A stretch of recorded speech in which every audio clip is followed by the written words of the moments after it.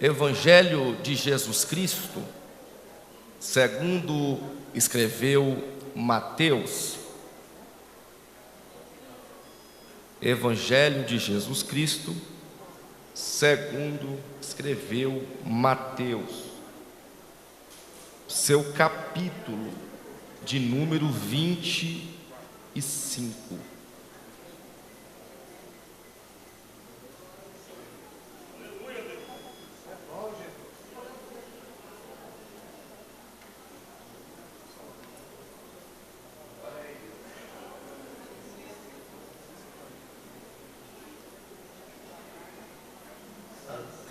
Versículo 13, capítulo 25, versículo 13.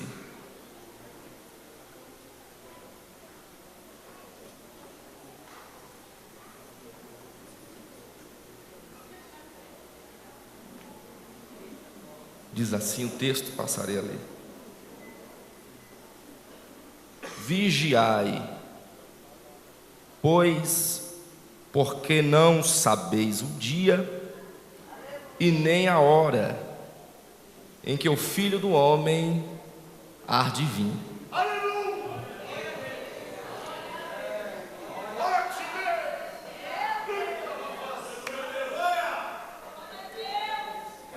Meus irmãos, compartilhamos aqui um texto que, por sinal, faz parte de uma parábola que, haja visto, Jesus ensina dessa forma por volta de 39 vezes. Jesus prega por intermédio de parábolas. Parábola nada mais era do que acontecimentos do cotidiano, e dentro desses acontecimentos Jesus extraía algumas verdades e aplicava por parábola. Observe que há um enredo aqui textual, desde o capítulo de número 23, capítulo 24, que Jesus ele se refere aos discípulos sobre a grande tribulação. Ele dá sinais, evidências, e após pregar no templo, ele questiona alguns ensinamentos farisaicos, alguns mestres da época, e ele traz o discurso do acautelai-vos. Ele vem trazendo um discurso extenso, a partir do capítulo de número 23 e 24, a respeito da doutrina farisaica. E ele diz: vocês, fariseus, vocês coam uma mosca e vocês engolem um camelo. Não sacrifício quero eu, mas misericórdia.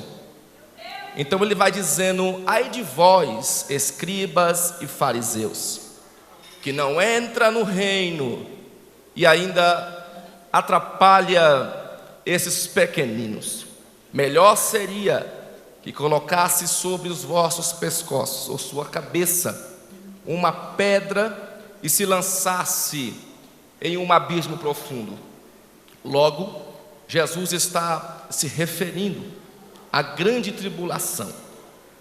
E o acautelai-vos e o ai de vós está dentro deste enredo textual. Ele diz: ai de vós, escribas e fariseus, falsos mestres e ensinadores. Ai de vós, que não ensina a doutrina, a conduta ou o caminho para o reino dos céus a estes pequeninos.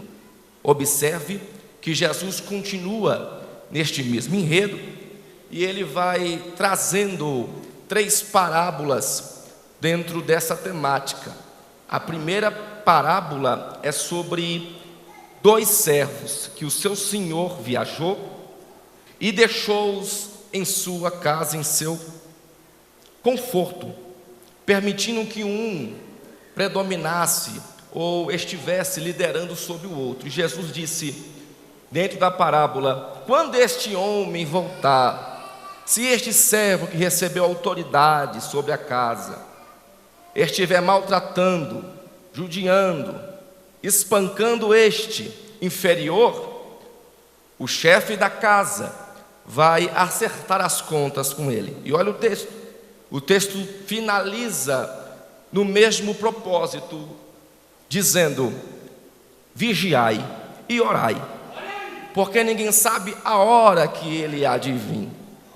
Continuando o mesmo enredo, Jesus fala sobre 10 virgens, que por consequência ele fala sobre os talentos, a parábola dos talentos.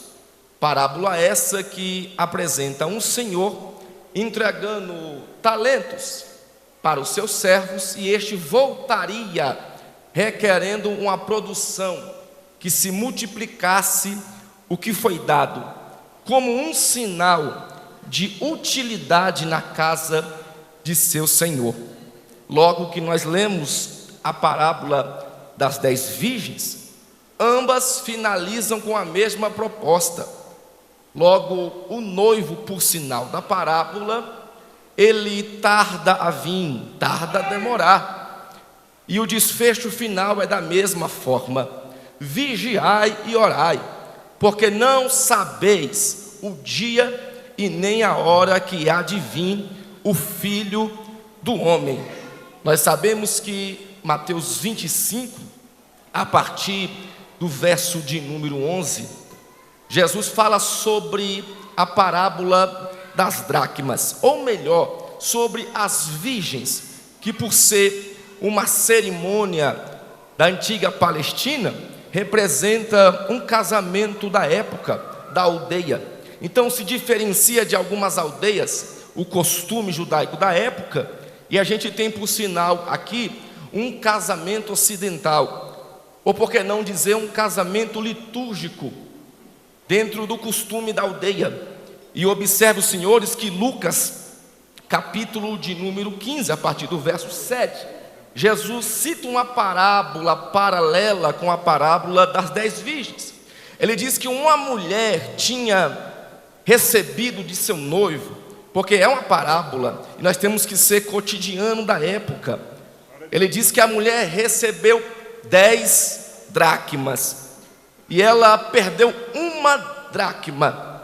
Logo a gente entende que dentro do costume da época, a mulher que perdesse uma dracma, ela não era apta, segundo o chefe da sinagoga local, para ser esposa, não era apta para dirigir ou ser mãe de uma família, e ela não era apta para ser dona de casa.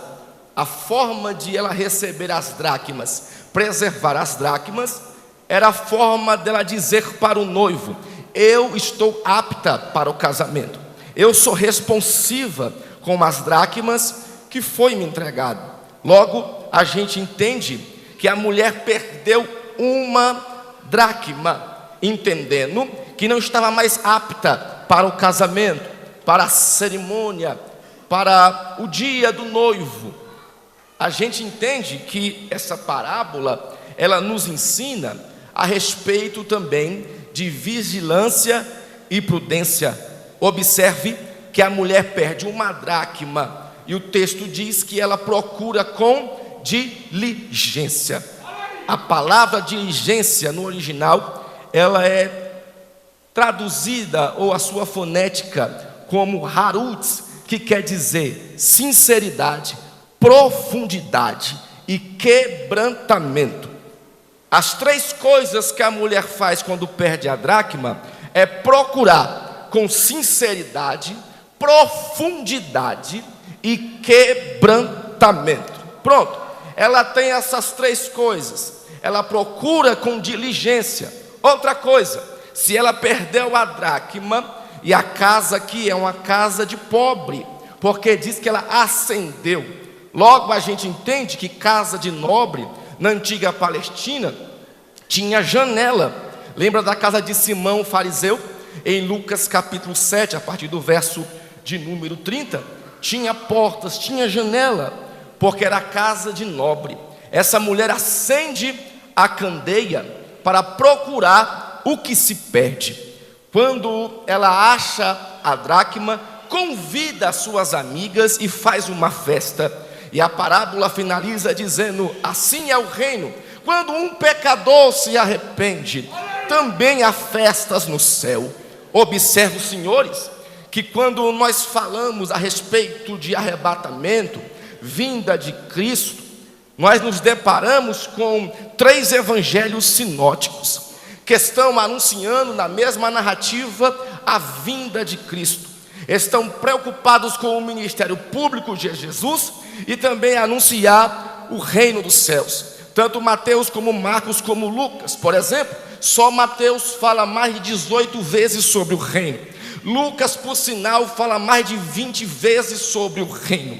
Marcos é menor, 16 capítulos, fala mais de 10 vezes sobre o reino, e é a mesma mensagem. Quando João Batista sai do cenário bíblico, ele já apregoara dizendo: arrependei-vos, porque é chegado o reino dos céus. Quando a gente entra no ministério de Jesus e a gente lê Mateus 4, 23, Jesus prega a mesma mensagem que João pregara, dizendo: arrependa-te, porque é chegado, está próximo o reino dos céus. É claro que Jesus fala de 3 tipos de reino. Um reino que está em nosso meio, Lucas 17, 21. Virão do norte, do ocidente e do oriente, perguntarão: aonde está o reino? Eu vos digo, o reino do céu está dentro de vós, que no grego quer dizer está no meio de vós, um reino que já existe. Logo também Jesus fala de um reino que é vindouro, Mateus 10, versículo 7. Virão de longe, tanto do oriente e do ocidente, se assentarão aonde? Na minha mesa, junto com Abraão, Isaque e Jacó, no meu reino, um reino vindouro. Quando a gente lê Mateus 6,9, ele fala de um reino que há de vir até nós, por submissão e obediência. A oração dominical foi feita pelo pastor Miguel no início do culto, que diz assim: Pai nosso que estás no céu, Pater irmão no grego, orentois ara nós, ragnasteto basileia su. Ele estava dizendo: Pai nosso que está acima, que está sobre nós, o seu reino está sobre nós, a tua vontade está sobre nós. Venha a nós o teu reino. Primeiro, a tua vontade tem que ser a primazia em nosso meio. Isto é reino. E logo a gente entende que a mensagem não muda. Quando a gente lê, por exemplo, Lucas 8, o texto diz que ele ia de aldeia em aldeia, anunciando o evangelho do reino. Ele diz aos discípulos: se algum de vós foi indagado pela multidão e vocês começaram a ser conhecidos no sinédrio, em algum lugar público, pregue essa mensagem, pregue arrependimento, pregue que o reino está próximo. Essa é a mensagem central dos evangelhos sinóticos. E pasmem os senhores, fizemos alusão aqui a uma parábola, onde Jesus fala a respeito de vigilância, perseverança e renúncia. É de saber de alguns que dentro de um casamento da época existia uma cerimônia. Essa cerimônia era debaixo de um palete, que podemos dizer que chama-se rupá. A rupá era uma cobertura onde os noivos ficavam na cerimônia. E observe, senhores, debaixo dessa cobertura era citado a Shevá Berahot, que é uma das 7 bênçãos para o matrimônio. E uma delas era a Benahim Benaden, que no original quer dizer que essa união seja eterna, seja para sempre. Porque casamento sem quebra de aliança, dentro do conceito, é para toda a eternidade. E essa era a oração feita pelo chefe local da aldeia. Observe, os senhores, que quando Jesus cita essa parábola, ele cita que 5 eram nécias e 5 eram prudentes, que estavam preocupadas, aguardando o noivo aparecer, com compromisso com o noivo, mesmo o noivo demorando a chegar. E nós entendemos que a demora do noivo para a época é proposital. Quanto mais o noivo atrasasse a cerimônia, mais nobre, mais luxuosa era a cerimônia.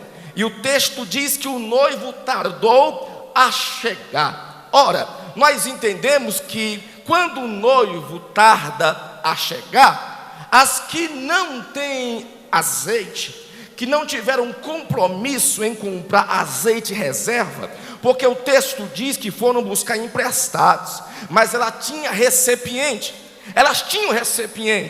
mas elas compraram azeite a curto prazo. E este é o grande problema, o azeite a curto prazo, porque já que o noivo não vem, eu não preciso investir em azeite, eu não preciso guardar azeite, eu não preciso andar em santidade, porque o noivo não vem. Então não precisa comprar azeite a longo prazo.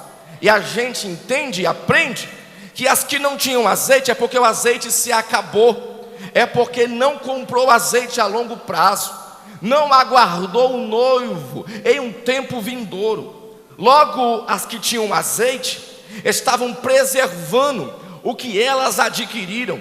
E para a noiva na época poder preservar o azeite, é necessário compromisso com a lamparina e com a candeia. Guardar azeite não é para todas, guardar azeite não é para muitos, guardar azeite é para quem está em um compromisso com o noivo.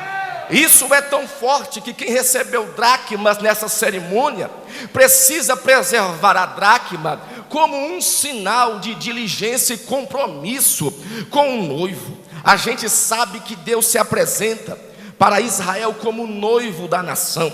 Ezequiel 16, Deus se apresenta como o Senhor de Israel.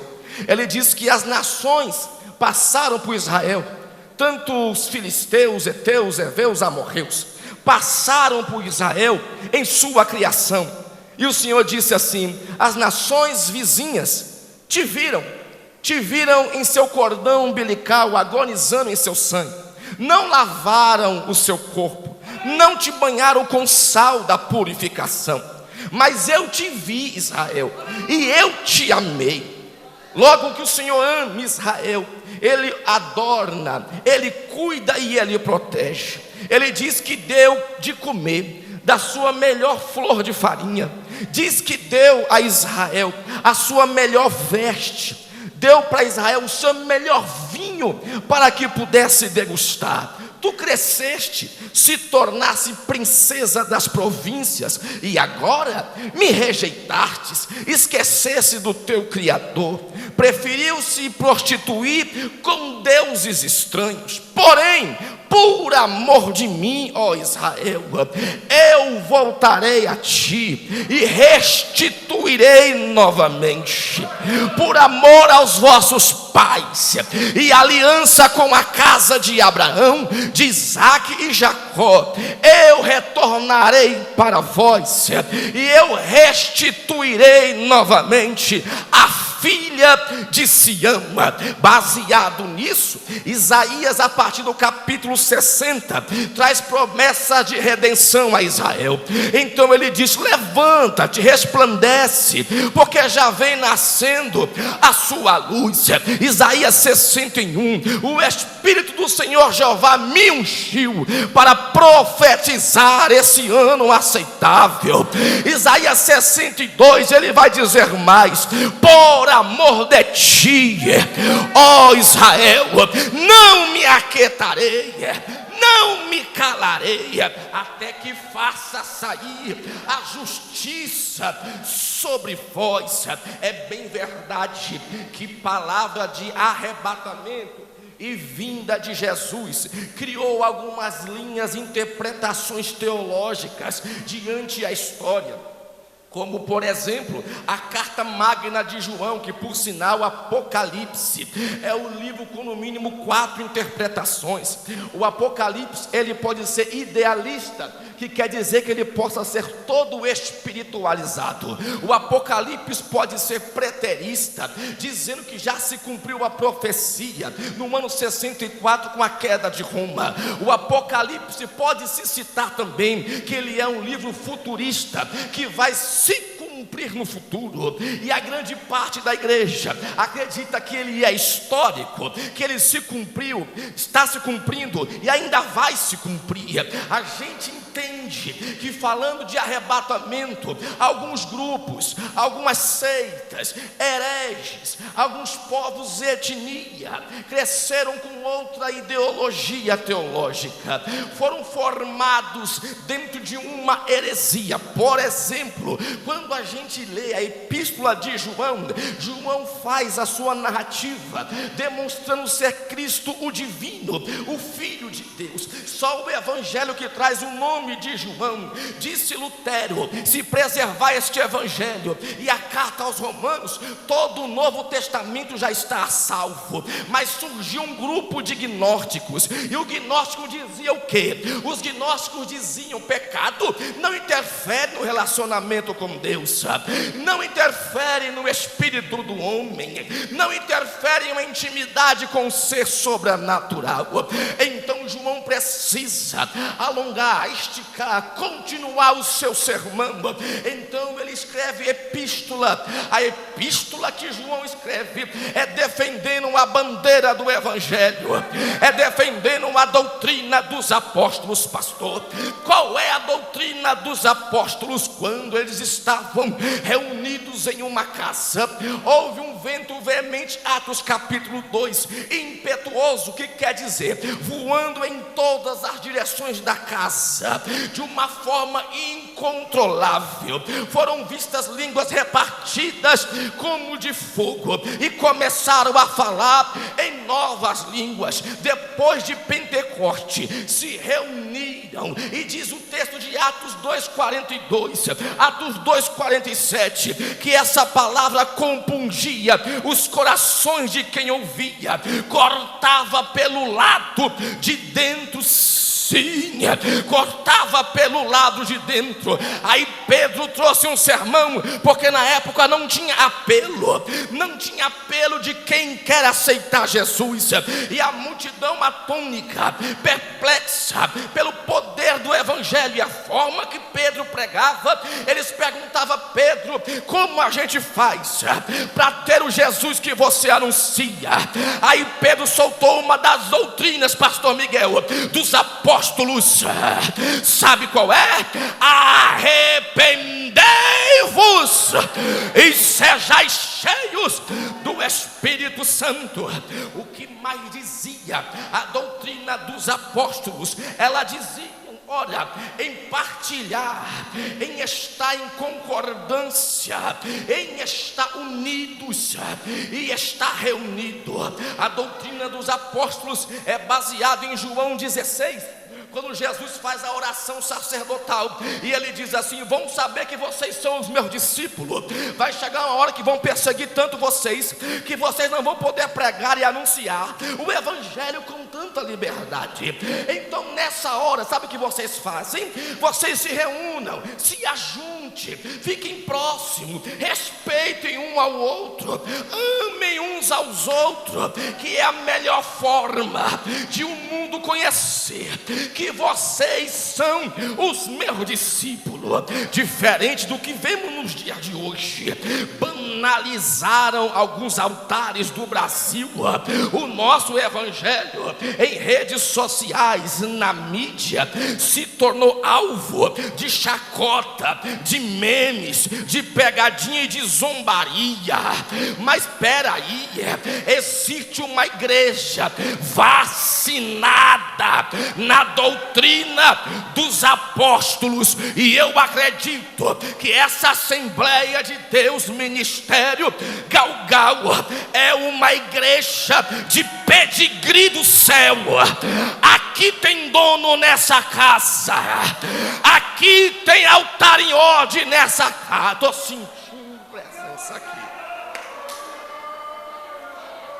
Doutrina dos apóstolos. Ora, Paulo pregou aos irmãos da Grécia sobre essa doutrina, a partir do capítulo de número 1, versículo 27. A síndrome que havia em Corinto: tinham dons, tinham muita habilidade espiritual, eles falavam em outras línguas, interpretavam outras línguas, eles tinham visões, revelações e profecia. Porém havia um problema em Corinto: era a discriminação social, havia panelas fechadas, facções dentro da igreja. Quem tinha condições de dar propriedade tinha mais espaço com a irmandade. Quem tinha condições ou dons espirituais era abraçado pela membrazia, mas quem não tinha o que oferecer para a igreja estava sendo escanteado, rejeitado, esquecido pelo corpo de obreiro. Aí Paulo recebeu de novo essa carta e essa queixa. Quando ele recebe a carta, ele vai escrever dizendo: ora, pelo contrário, Deus usa as coisas loucas para confundir as coisas sábias. Ele pega quem não é e faz cega, ele confunde. Levante a mão por gentileza. Deixa eu liberar uma profecia do coração de Deus.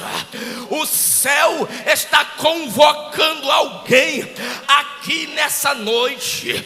O dono da igreja, o dono dos dons, aquele que Paulo disse aos irmãos de Éfeso, a partir do capítulo 4, o cabeça do edifício, Cristo, o cabeça central, a pedra de esquina, a pedra angular, a rocha inabalável. Ele te viu aqui nessa noite e ele está dizendo: enquanto, levanta a mão se tu crê, enquanto tem muitos altares desfasados, cheio de promiscuidade, cheirando mal, Deus está levantando uma geração levanta a mão, de última hora. O pastor Miguel disse que é 1000-0 contra o demônio, e não tem vitória maior do que uma igreja cheia do Espírito Santo. Por um minuto, para mim continuar o meu sermão. Cadê o primeiro? Cadê o primeiro? O céu vai rasgar aqui hoje.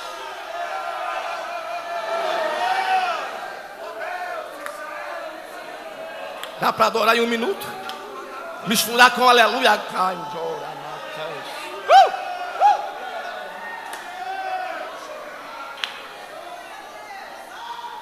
Quem está aguardando ele?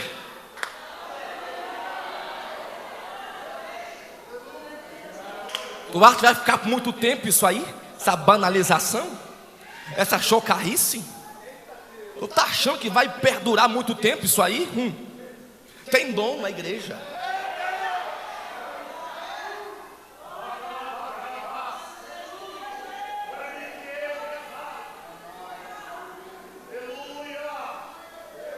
Aí Paulo prega aos irmãos de Corinto dizendo assim: ora, aonde há o Espírito, capítulo 3, ali. Eu estou falando aqui no texto original no grego é de expressão, porque tem gente que confunde isso aqui e usa o texto como pretexto para errar. A liberdade aqui, nada contra, porque eu sou do movimento. Se for na minha igreja lá, eu não fico parado, eu vou naquela casa. Mas o que Paulo está dizendo aqui é de expressão. Aonde há o Espírito, a liberdade de expressão. Mas tem lugar por aí que o Espírito não tem mais a primazia, não tem mais voz de expressão. Eu vou entregar o decreto aqui, porque eu sei que eu prego para empresários aqui. Eu sei que eu prego para pessoas aqui que Deus prosperou os teus caminhos. E o diabo fica soprando na mente de alguém: tu vai naquela igreja lá, de cajado, de doutrina.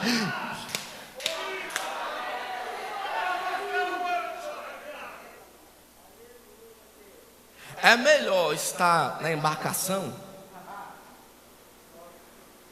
Atos 27 e 28, é melhor estar na embarcação, mas estar rumo ao propósito. Ninguém morreu que estava dentro do barco, porque estava dentro do propósito.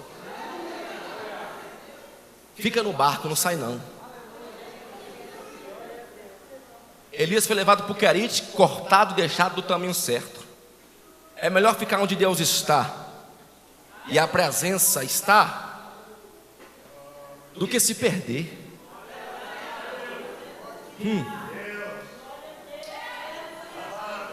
Há uma mesclagem, uma mistura, uma libertinagem em nossos altares.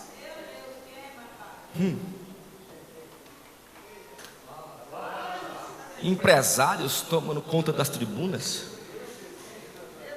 Chega a eleição, deputados, prefeitos, não tem compromisso nenhum com o altar. Não sabe que é uma guerra espiritual. Não sabe que é uma madrugada no monte virando em oração.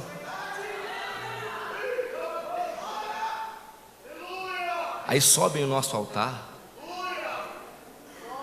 usam o microfone para promover o seu marketing pessoal.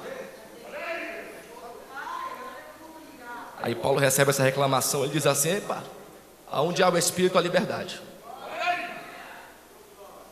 Um dia eu fui pregar num lugar que a pastora me chamou e disse assim: pregue uma mensagem light.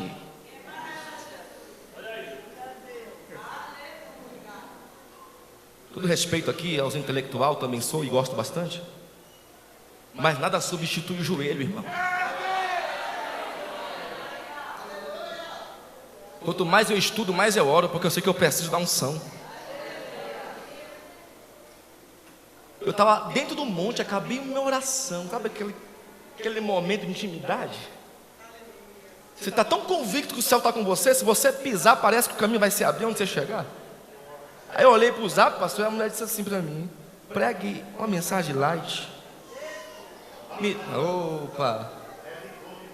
É domingo e a igreja está lotada. Ó, irmãos, em 1994, levantei minha mão para Jesus, tinha 6 anos. Com 7, fui batizado com o Espírito Santo. A minha adolescência foi dividida em seguir o ministério de pregação e ser jogador de futebol. Queria ser jogador, viajava para alguns clubes, ficava hospedado e a chamada me perseguia onde eu estava. Já estive com um desembargador na época, dentro do Museu do Corinthians, vendo aqueles troféus, memorial, cartucho muito forte para me colocar lá. Aí Deus falou para mim assim, pela boca de um pastor um dia, eu fui ex-jogador também, fui procurar ele para procurar uma porta, abrir uma porta de um clube para mim. E ele conversando comigo, quando eu saí da casa dele, ele bateu no meu ombro e disse assim: varão, deixa eu te falar algo aqui, varão. Não, Deus não tem isso com você não, varão. Fiquei alojado com o irmão do Hernandes, que jogou no São Paulo, na Inter de Milão. Dormíamos no mesmo quarto. Eu tenho prioridade do que eu estou falando aqui, propriedade. Eu não deixei uma carreira e um sonho para ser manipulado por ninguém. Quem me chamou e quem te chamou garante o pão da sua mesa. Não precisa fazer aliança com Acabe e Jezabel para prosperar. Continua crente, aguardando a trombeta a tocar. Logo ela soa, aí fica tudo aí. Ela disse assim: pregue leve, pregue tranquilo, porque a igreja tem muita gente, é domingo. Eu falei: tá bom, pode deixar, fica tranquila. Quando eu cheguei na casa, subi no altar, a nave da igreja lotada. E o Espírito Santo de Deus falou comigo: tem muita gente amaziada aí. Só que o dízimo é muito alto. E a pastora está com medo de você entregar aqui e revelar o que está por baixo dos bastidores. Nunca fui de dizer não. Nunca fui de retroceder. Nunca fui. Nem quando eu tomei um carrinho, passei por cirurgia, o osso raspando no osso. O massagista disse: tu precisa de cirurgia. E eu disse: põe meu pé no balde de água fervendo, joga no gelo aí, eu quero ir pro jogo. Tu acha que eu vou amarelar, hein? Tu acha que eu vou dizer não para a chamada? Já comi arroz queimado em alojamento, banho gelado no frio. E mãe ligava: tá tudo bem? Eu: tá tudo bem, mãe, tá ótimo por aqui.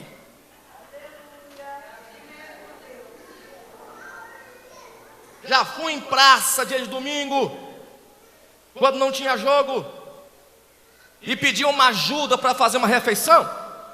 Porque a realidade do Brasil hoje, ou sempre foi, dos times inferiores, não é a realidade que a mídia mostra. Sim, por um prato de comida a gente jogava. E nunca pedi arrego, nunca vim embora para casa. Agora vai vir alguém que eu nem sei de onde veio.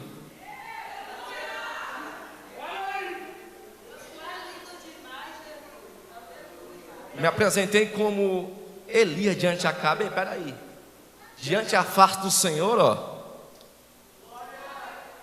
ninguém caiu de paraquedas aqui não, viu? Tem história aqui, respeita a unção e o ministério. Eu lembro que eu abri o livro, irmãos, e eu comecei a pregar. Eu lembro que eu li o texto de Efésios 6, e vi trazendo referências a respeito da armadura. Eu lembro muito bem que o Senhor me usara dizendo: tem soldado que está rodeando a muralha, mas está de olho na capa babilônica. Está de olho no ouro e na prata. Até marcha aqui, ó, mas está de olho na capa. E a mulher se exaltou de um jeito, e eu pregando porque eu sabia quem estava me usando. Eu falei: ei, tu que tá aí, ó, tá marchando um monte de jovem ali, tu tá ali marchando, dando lugar. Eu nem sabia que de frente à igreja tinha uma academia. Vocês estão aqui nesse mover todo, mas tem gente de olho na capa. Você acha que Deus não está vendo? Chegando mais cedo na igreja e mexendo com os rapazes que estão na academia. Que poder é esse? A mulher se exaltou, mandou baixar o microfone. O irmão que me convidou falou: vamos tomar um café. Aí eu fui com ele na padaria. Ele sentou assim, olhou no meu olho e disse assim: vai falar a verdade. Quem foi que te falou isso aí? O que, rapaz? Quem te contou essa história aí? Porque eu estava passando em frente à igreja e eu vi as menininhas mexendo com os rapazes da academia.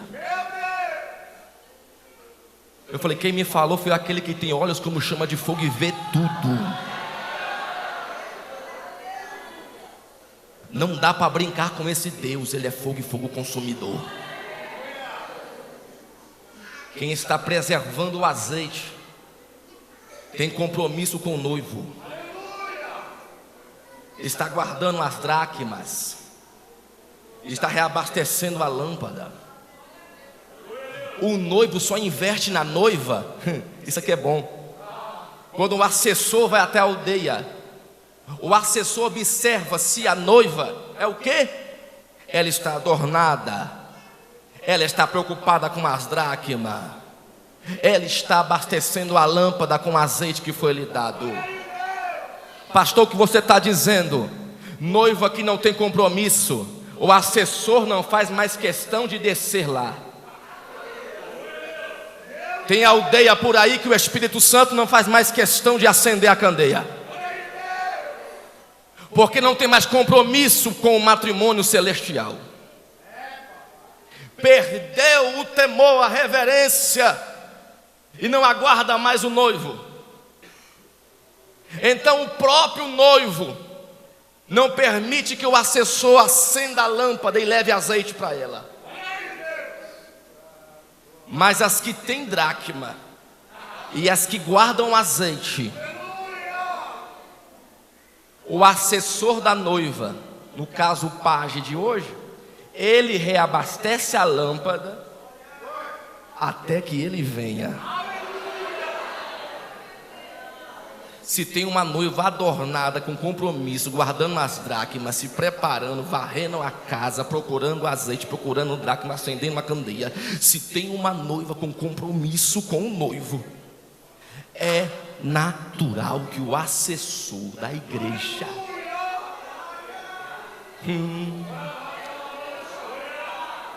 não precisa forçar nada.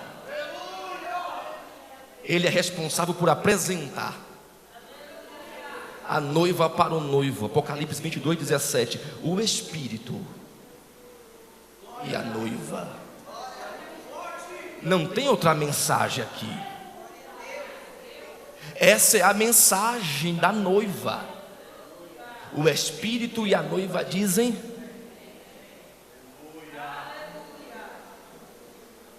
vamos pregar? Eu tenho mais um tempo aqui. Guardar azeite não é para todos. E quem tem, quem possui, não negocia. Porque o texto em pauta também apresenta aqui, dentro do casamento da época, convidadas. E quem tinha azeite estava apta para seguir com o assessor ou com o noivo. Vamos falar disso aqui de uma forma mais profunda? O noivo chegava na aldeia de repente, ninguém sabia o dia nem a hora. Dependendo da aldeia, tocava-se uma chofar. A chofar, ela tem um formato de alguém reverenciando e se encurvando quando esta é tocada. É um símbolo de reverência. A gente entende que Apocalipse capítulo 11 existe aqui no mínimo 7 trombetas que soarão. A gente aprendeu que a primeira trombeta, ela vai trazer uma devastação em toda a erva verde. Vai cair fogo, saraiva e sangue. A segunda trombeta, ela vai trazer para os mares um grande prejuízo. Um monte ardendo em fogo cairá nos mares, e os mares se tornarão a terceira parte em sangue. A terceira trombeta tocará, e assim cairá uma estrela do céu por nome de Absinto. Cumprindo-se Isaías capítulo 13, versículo 11. As estrelas, o sol e a lua, não darão mais seu brilho, vão perder o resplendor. Cumprindo-se Isaías 34, versículo 4 e 5. O céu vai ser desenrolado. O seu exército, que é as estrelas, constelações, mundos, submundos, cosmos e planetas, desaparecerão ou cairão. Aí vem comigo, quem é uma igreja de arrebatamento não tem medo dessas coisas. Diz o texto: e eu, o Senhor, sacarei a minha espada da bainha, que está embriagada na cólera da minha ira, contra todos os anátemas. Está chegando a hora do acerto de contas. Está chegando a hora do quê? Do que o hinduísmo, do que o budismo, do que o candomblé. O que mais? Está chegando a hora que a ideia nórdica a respeito de fim de mundo também acredita. Está chegando a hora de quê? Do fim dos tempos. A mitologia nórdica, ela acredita em quê? Que deuses e homens gigantes lutarão em uma batalha cataciclísmica. Sim, senhor. E nessa batalha entre deuses e gigantes, o mundo se acabará. Porém, o hinduísmo acredita em um Deus chamado Shinru. Ele voltará, exterminará o universo, para ele poder se reacender com a criação. O budismo acredita que haverá extinção do universo. Isto é chamado da libertação do ciclo do sofrimento para o budismo, chamado de Samara, que é uma forma de fim de sofrimento através da iluminação. Já o candomblé acredita que quando se morre, o espírito continua e a vida continua, e o espírito vai para uma dimensão distante, apto para voltar para uma reencarnação. Os testemunhos de Jeová acreditam que o milênio vai ser aqui e que viveremos aqui por toda a eternidade. Mas como igreja, eu preciso defender essa tese. Como igreja, eu acredito em quê? Eu acredito que o céu vai desenrolar. Eu acredito na quarta trombeta, que quando tocar, sim, o sol se escurecerá, a lua não dará o seu brilho e toda a constelação vai perder o seu resplendor. Olha aí, vem comigo, vai pegar isso aqui. Eu acredito na Bíblia, a Bíblia me dá total evidência que a quinta trombeta, porque já foi diagnosticado pela ciência que o núcleo da Terra já parou de girar, causando um transtorno magnético sobre a atmosfera. A quinta trombeta diz que o chão vai se abrir. Quando ele se abrir, um anjo passa por cima do céu, e nessa hora ele vai dizer assim: ai, ai, ai dos moradores da terra. Quando a terra se abrir, vai subir uma fumaça de enxofre, acompanhado uma espécie de animal, cabelo de mulher, rosto de homem, corpo de gafanhoto e cauda de escorpião. A sua mordida vai doer no mínimo 6 meses. Sabe qual é essa dor aqui? É a dor da ausência de Deus. E sabe o que está escrito no texto? O texto diz bem assim: dará ordem a esse anjo. Este anjo é governado por um rei, e este rei, por nome de Apolion no grego, ele vai dizer, pastor Miguel: vira todos que têm a marca da besta sobre a sua fonte. A dor vai ser tão grande que é o inferno dentro do homem durante 6 meses. Nem a morte vai querer mais aparecer. Mas enquanto isso, estão revelando Pix. Mas enquanto isso, estão dando banho de sal grosso. Mas enquanto isso, estão consagrando instrumentos, elementos na igreja. Mas enquanto isso, enquanto essa verdade não veio à tona, estão manipulando, estão brincando, estão difamando, estão anunciando um reino que é aqui. Mas a igreja verdadeira está aguardando a volta do rei. Levante a mão por 1 minuto. Só quem tem azeite, só quem está aguardando eles, só quem está esperando eles. Deixa eu correr aqui que meu tempo está acabando. Quem está acreditando não desiste. Quem está acreditando continua com o ministério. Pastor, prova para mim. A carta magna tem por autoria João. Na ilha de Patmos, foi preso por Domiciano. Domiciano, para quem não sabe, filho de Vespasiano. Vespasiano, esposo de Flávia. Sim, ele é o primeiro ou o último da dinastia flaviana. Ele é irmão de Tiro. Tiro, aquele que destruiu o templo de Jerusalém. Domiciano foi separado para imperador no ano 81 depois de Cristo. Em setembro, por uma guarda pretoriana, levantou sim, ergueu-a, exaltou a ele como imperador. E ele era diplomata, mas também era tirano, perseguidor da igreja. Ele perseguiu a igreja a um ponto que jogou João num caldeirão de azeite fervendo. Domiciano queria matar João, porque João pregava doutrina dos apóstolos. Ele pregava o que Paulo pregou aos Coríntios. Que mensagem é essa? Cristo morto, ressuscitado, e Cristo que volta para buscar a sua igreja. E eu paro de pregar agora. Escuta, a quinta trombeta diz que gafanhotos vão sair do núcleo da terra. Eu não quero estar aqui. A sexta trombeta, 4 demônios ferirão terceira parte dos habitantes da terra. Quando a última trombeta tocar, vem comigo quem gosta de Bíblia, vem comigo quem gosta de Bíblia. Quando a última trombeta ela tocar, ouvirão vozes dizendo: este reino foi dado ao nosso Senhor e Salvador Jesus Cristo.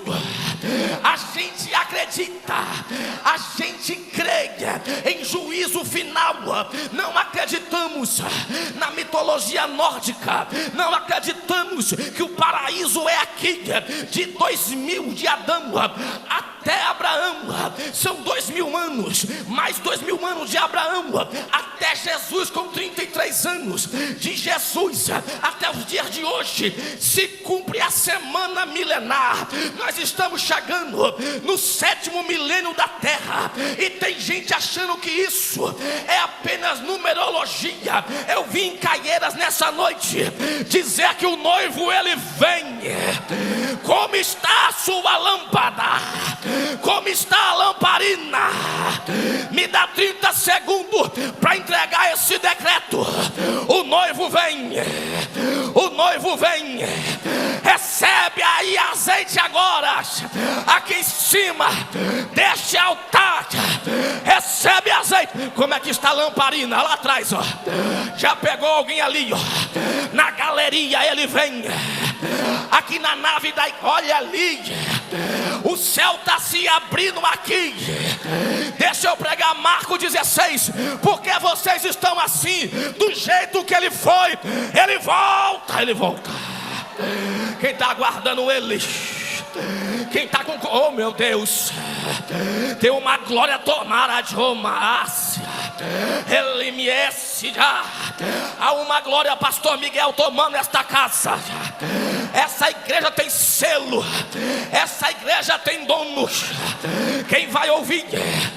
Paulo disse, carta aos Coríntios, 1º capítulo 15, verso 52: ao soar da última trombeta, os mortos ressuscitarão e nós vivos seremos arrebatados.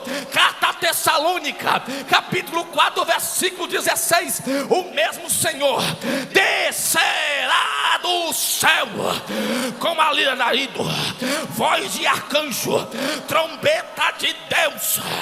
Os marajo hamid somanassarajo baraya. Só quem quer ver o noivo, já parei de pregar. Recebe azeite aí agora. Recebe fogo aí na lâmpada agora.